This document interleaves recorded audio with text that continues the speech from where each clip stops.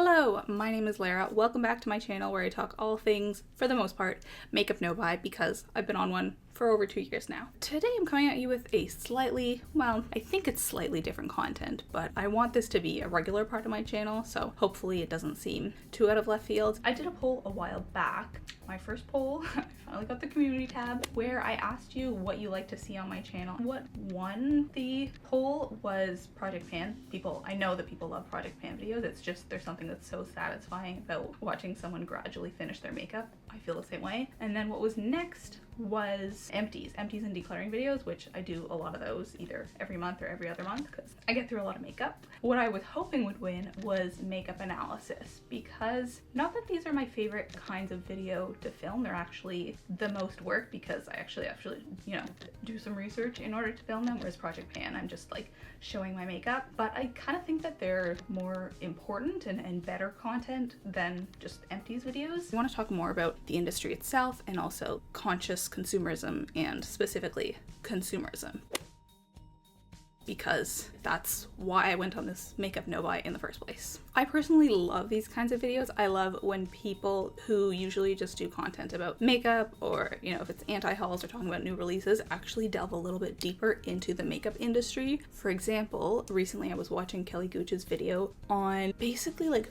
who owns the makeup industry. There's like 8 families that own every single major conglomerate or brand out there. I found it so fascinating, and one thing that I would like to kind of inject into that is a bit of subjectivity, or my opinion, because she was just saying in the video, like, I don't want to say that this is a good or a bad thing. I think that this is definitely a bad thing. I have talked in the past about why I want to sort of buy more indie brands and put more of my money towards smaller brands rather than just further funding these disgustingly wealthy people. So I did a video recently where I talked about makeup brands that I want to try when I finish my makeup no buy. But in this video, I wanted to talk specifically about makeup advertising and why I don't trust makeup advertising and why nobody can really trust makeup advertising. You may think that this is being a little hyperbolic, but no. Let's get into it. I started thinking about this when I was having a conversation with my friend Helen, or Hélène. She is Francais. She has a great Instagram page where she just does beautiful makeup looks, and she also has a lot of really nuanced views about her relationship with makeup. I think she's been on a low buy or attempted no buy for the last little while now, but she's found it very, very difficult to stick to it. She's definitely not alone. I know tons of people. I mean, I'm struggling right now with my makeup no buy. Something she said really made me think. Let me pull it up. She said, "It's great that you managed to disconnect from the beauty industry while keeping your love for makeup. It's so hard not to see all the new and shiny stuff between ads, sponsored content, and Insta stories and everything. It just clicked that so much of why I was wanting to buy makeup, or why I was purchasing makeup before, was actually because of the ads that were being thrown at me, was all the advertising I was consuming, not from some sort of intrinsic need for the newest blush or 5 new mascaras." Hi, I feel like I wasn't great at getting my thoughts out in this video, but also, I wanted to say that what this gets at is the idea that buying makeup is synonymous with loving makeup. Like, these two concepts are attached and necessarily interwoven, because if you're not keeping up with and purchasing the newest releases, then are you even a beauty lover? We think of people who are into makeup and beauty as people who have these massive makeup stashes, not people who have small, curated, but intentional collections. So I just wanted to point that out.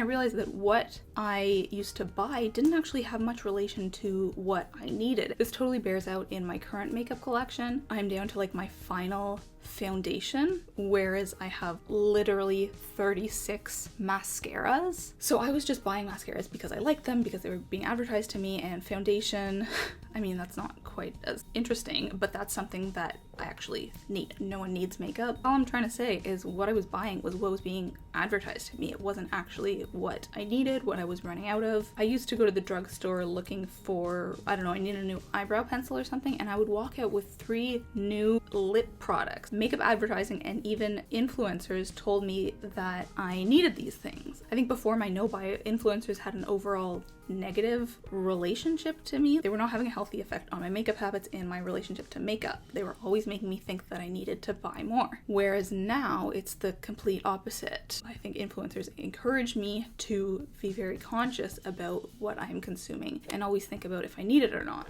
Of course, most of this is because I just follow different people now, so they're preaching different things. But like those poor people who are still following those influencers I used to follow, and their only purpose is to sell people stuff, not make them think more critically about their consumerism habits. How bizarre is it that only once I stopped buying makeup was I really able to let my love for makeup and my creativity flourish? That was only possible when I stopped buying new things, and I thought that it would be the opposite. I thought that only by buying new items would I be excited about makeup and love the process of application, and it's not at all what I expected. I think that if I hadn't gone on this no-buy, I would still be falling prey to the kind of marketing that I used to. So right now, really dewy, fresh makeup looks are in, and I have very, very oily skin. So this is just not at all a look that would work on me, but maybe a couple years ago, I would have just followed along and bought those super light coverage products that said for a dewy makeup look and, you know, summery fresh. But now I'm like, that's not gonna work. You can't go for dewy looks. You will just be a grease ball by the end of the day. At the end of the day, why does advertising exist? Why is it that I bought so many products that I didn't need? Why is it that influencers are so effective at selling products? The answer is capitalism. Of course we're gonna get here. I feel like a Tiffany Ferg video or something. I watched a couple of videos recently that inspired me to make this. Nappy Headed Hoba did an amazing video on hoarding, which I felt personally kind of attacked by because she was talking about why she hoards. I totally had an issue with makeup hoarding in the past.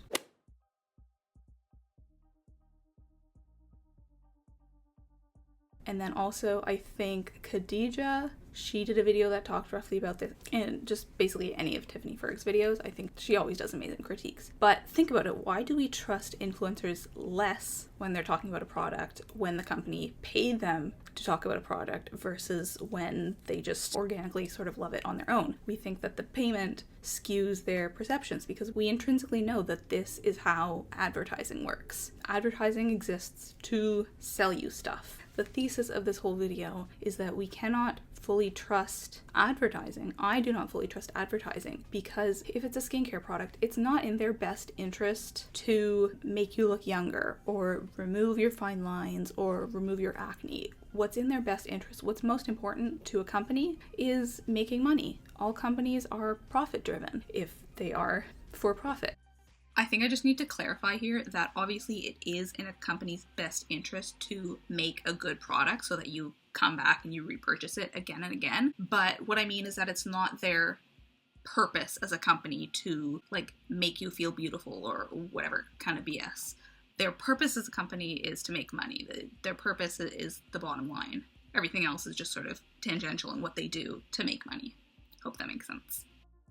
I think that this video is kind of all over the place, and I don't think that I necessarily have the vocabulary that someone needs in order to critique companies, but I hope you see what I'm getting at, why I don't think that makeup advertising is trustworthy. Because if their main goal is to sell you stuff, we are never going to discover our real makeup needs and what we like about makeup if we can't ever take a step back and stop buying whatever is forced upon us. It's not until we really have a chance to look at our own collections and fully use them that we can figure out what we want. At least that's what I found. This is a great quote. How can real needs be distinguished from their artificial counterparts? By the fact that the latter are produced by a system of mental manipulation called advertising. There you are, folks. Advertising is mental manipulation. Advertising plays an essential role in the production of consumerist demand by inventing false needs and stimulating the formation of compulsive consumption habits. I remember going to Walmart or a drugstore back in the day with my mom and being like, I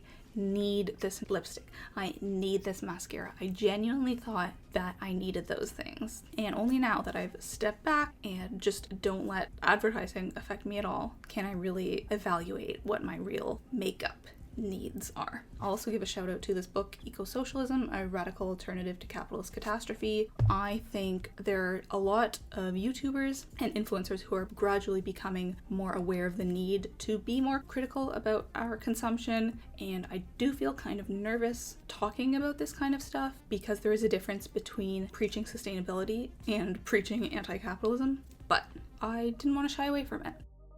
Me again. I do want to acknowledge that for individuals who have larger platforms who've never spoken about anything remotely political, it can be very difficult to sort of breach that because there is quite a bit of risk involved. However, I do not feel like I have that issue. So that's why I just wanted to start talking about this now when the risk is pretty low. And so then I won't be scared in the future to discuss these sorts of topics. So if you have been critical of your own consumption and you are sort of at the stage where you're trying to take a wider view of the whole makeup market, then I hope you will be perceptive to what I'm saying here, but I would genuinely like to hear your thoughts down below. Of course, please go watch some of the videos that I mentioned. Tiffany Ferg, Kristen Leo, Nappy-Headed Jojoba, and Khadija Mbo. All great content creators. So I'm going to stop there because this has already gone down a hole. I don't know how I'm going to be able to edit this. I don't know if this makes any sense. Thanks so much for watching, and I'll talk to you next time.